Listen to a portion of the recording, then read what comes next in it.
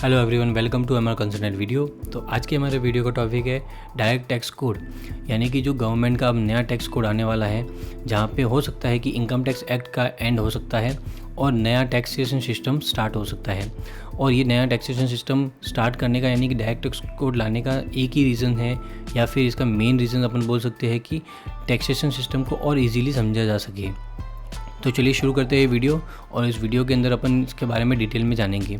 अगर आपने चैनल को सब्सक्राइब नहीं किया है तो प्लीज़ चैनल को सब्सक्राइब करें और वीडियो को लाइक करें। तो बात करते हैं डायरेक्ट टैक्स कोड के बारे में, यानी कि डायरेक्ट टैक्स कोड का अभी इतना लाइमलाइट में क्यों आ रहा है। 21 अगस्त 2024 को हमारे फाइनेंस मिनिस्टर श्रीमती निर्मला सीतारमण जी ने डायरेक्ट टैक्स कोड के बारे में बात करी, जहां पे उन्होंने बताया कि नया टैक्स कोड आ सकता है और उसके अंदर और भी ट्रांसपेरेंसी रखी जाएगी और भी इफेक्टिव तरीके से इसको यूज़ किया जाएगा, ताकि और सिंप्लीफाई भी किया जाएगा, जहाँ पे ये काफ़ी लोगों के लिए ईजी हो जाए और इसको समझा जाए।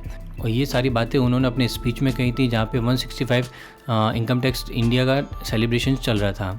लेकिन अब बात करते हैं कि इसका इवोल्यूशन यानी कि इसका स्टार्ट यानी कि इनिशियल स्टार्ट कहाँ से हुआ था। तो वो हुआ था 2009 में, जहाँ पे एक ड्राफ्ट तैयार किया गया था, लेकिन उसको वापस से रिवाइज करके 2010 में लोकसभा में एक डायरेक्ट टैक्स बिल के थ्रू इंट्रोड्यूस किया गया, लेकिन तब उसको वहाँ पे मंजूरी नहीं मिली थी। लेकिन 2017 के 1 और 2 सितंबर को हमारे ऑनरेबल प्राइम मिनिस्टर जी ने इनकम टैक्स एक्ट 1961 के बारे में बात की थी, जहाँ पे उन्होंने ये बताया था कि हमारा इनकम टैक्स एक्ट 50 साल से भी पुराना हो गया है, तो अब उसको रिव्यू करके नए इम्प्लीमेंटेशन से नए लॉ लाने की ज़रूरत है।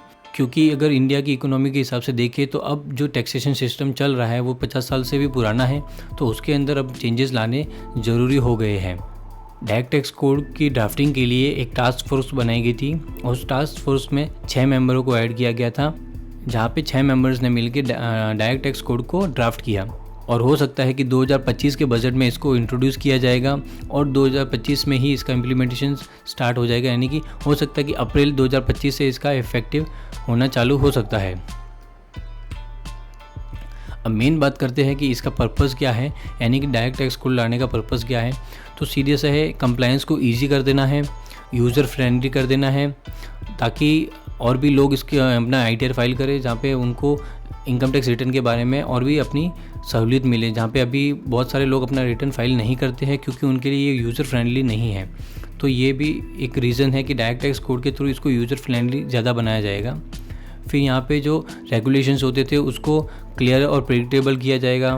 फिर इसके जो डिस्प्यूट्स होते थे उसको और सिंप्लीफाई किया जाएगा डायरेक्ट टैक्स कोड के थ्रू।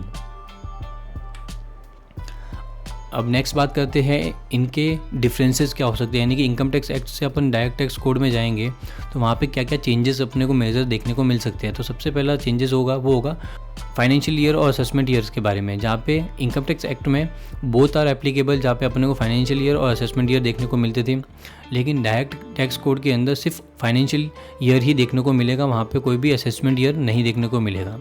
फिर अगर रेजिडेंशियल स्टेटस के बारे में बात करते हैं तो इनकम टैक्स एक्ट में 3 स्टेटस होते थे, रेजिडेंशियल, नॉन रेजिडेंशियल और ऑर्डिनरी, लेकिन डायरेक्ट टैक्स कोड में रेजिडेंशियल और नॉन रेजिडेंशियल ही अवेलेबल रहेंगे अपने पास, वहाँ पे ऑर्डिनरी नहीं होगा। फिर अगर सिंप्लीफिकेशंस की बातें करें तो यहाँ पे जो प्रोविजनल्स और एक्सप्लेनेशंस होती थी वो बहुत सारी होती थी, लेकिन अब डायरेक्ट टैक्स कोड में प्रोविजनल्स और एक्सप्लेनेशंस नहीं होंगे। अगर टैक्स ऑडिट की बात करें तो यहाँ पे अभी इनकम टैक्स एक्ट में सिर्फ चार्टर्ड अकाउंटेंट को ही अप्रूवल था कि वो ही टैक्स ऑडिट कर सकता है, लेकिन डायरेक्ट टैक्स कोड में मे बी CS और कॉस्ट अकाउंटेंट को भी ऐड किया जा सकता है। नेक्स्ट अब अगर अपन एग्जेम्पशंस के बारे में बात करें तो LIC म्यूचुअल फंड्स का एग्जेम्पशंस मिलते थे अपने को, लेकिन डायरेक्ट टैक्स कोड में वो एग्जेम्पशंस नहीं मिलेंगे, वो टैक्सेबल्स हो जाएंगे। फिर अगर बात करते हैं कि अगर 10 CR से अगर ऊपर की इनकम है तो आपको 30% प्लस 15% सरचार्ज देना पड़ता था। मे भी हो सकता है कि उसके सरचार्ज का वेव ऑफ कर दिया जाए और टैक्सेबल रेट को बढ़ा दिया जाए। थैंक यू सो मच, ये था आज का हमारा वीडियो। अगर वीडियो आपको इन्फॉर्मेटिव लगा हो तो चैनल को सब्सक्राइब कीजिएगा और वीडियो को लाइक कीजिएगा। Thank you so much.